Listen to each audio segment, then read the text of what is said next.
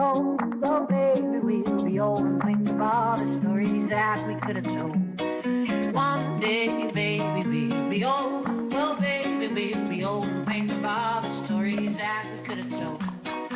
Alors vous le savez, vous en avez entendu parler, beaucoup de personnes se disent intolérantes au gluten. C'est même, on a parlé de la mode du sans gluten, mais figurez-vous qu'aujourd'hui, il y a une étude qui vient de sortir, et cette étude, elle n'est pas franchement rassurante en ce qui concerne ces types de gens qui sont allergiques au gluten.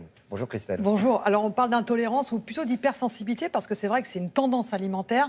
De plus en plus de personnes vont exclure totalement le gluten de leur alimentation. On rappelle ce qu'est le gluten, hein, c'est un terme générique qui désigne une protéine qui est présente dans des céréales comme le blé, le seigle, l'orge, etc.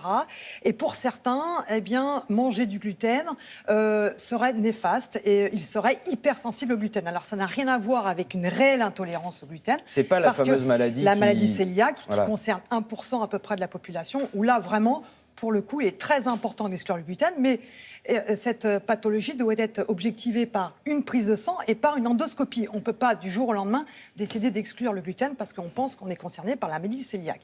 Donc l'idée, c'est que les scientifiques se posent des questions. Est-ce que exclure le gluten, in fine, ça a des conséquences sur notre santé? Ils se posent des questions parce que finalement, quand même, il y a de plus en plus de personnes qui réellement ont décidé d'exclure complètement le gluten. Mais c'est une vraie tendance, c'est-à-dire qu'il y a des restaurants sans gluten, il y a beaucoup d'aliments maintenant, des boulangeries, etc. Donc on a l'impression d'être... Et puis c'est vrai qu'il y a des stars du sport qui mangent sans gluten, des stars de la chanson, des Américains, etc. Donc ça fait le buzz.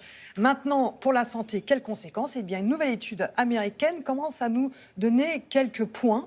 Par exemple, sur la santé cardiovasculaire, eh bien, il semblerait que exclure le gluten n'est pas sans conséquences.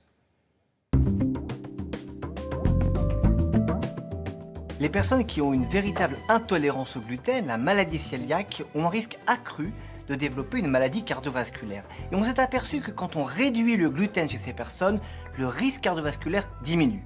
Alors on s'est dit peut-être que si on diminue le gluten dans la population générale, eh bien on va diminuer le risque de développer une maladie cardiaque. Les chercheurs se sont intéressés à une population de 170 000 personnes en distinguant celles et ceux qui consommaient du gluten en quantité faible, en quantité modérée ou en quantité élevée. Et ils ont regardé lesquels faisaient le plus de maladies cardiaques. Le premier résultat est rassurant pour celles et ceux qui consomment du gluten. Cela n'augmente pas le risque cardiovasculaire. Peut-être un petit peu plus surprenant, c'est le fait que ceux qui consomment peu de gluten ont un risque accru de 15% de développer une maladie cardiovasculaire par rapport à ceux qui ne se privent pas de gluten. Alors comment expliquer ce résultat? Eh bien les analyses montrent que quand on se prive du gluten, généralement on se prive également des produits céréaliers complets qui contiennent notamment des fibres qui sont importantes pour notre santé, en particulier cardiovasculaire. Parce que les fibres ont un effet bénéfique sur le cholestérol, sur le risque de diabète et d'accumulation des graisses dans le sang. Donc en pratique, il est important de distinguer deux situations. Les personnes qui ont une véritable intolérance au gluten, ce qu'on appelle la maladie cœliaque et qui touche 1% environ de la population, là il ne faut pas consommer de gluten et il est probable que le gluten favorise les maladies cardiaques. Pour les autres personnes qui n'ont pas l'intolérance au gluten, il n'y a aucune raison de réduire et encore moins de se priver de gluten pour prémunir les maladies cardiovasculaires. Et si vous souhaitez quand même pour d'autres raisons limiter le gluten dans l'alimentation, il faut être très vigilant à ce que l'alimentation soit globalement très équilibrée et en particulier qu'elle soit suffisamment riche en fibres.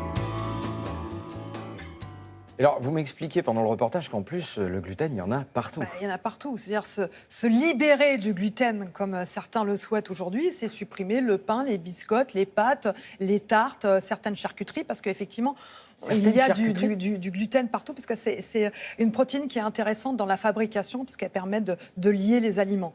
Donc c'est vrai que c'est intéressant. Donc supprimer tout ça, c'est compliqué. Le régime sans gluten ne va pas entraîner de carence, ça on le sait. En revanche, il va nous exclure d'autres aliments, on va exclure des aliments qui sont riches en fibres, en micronutriments, etc. Donc finalement, exclure, encore une fois, eh bien, ce n'est pas efficace pour l'équilibre alimentaire. Eh bien voilà, maintenant vous êtes informés.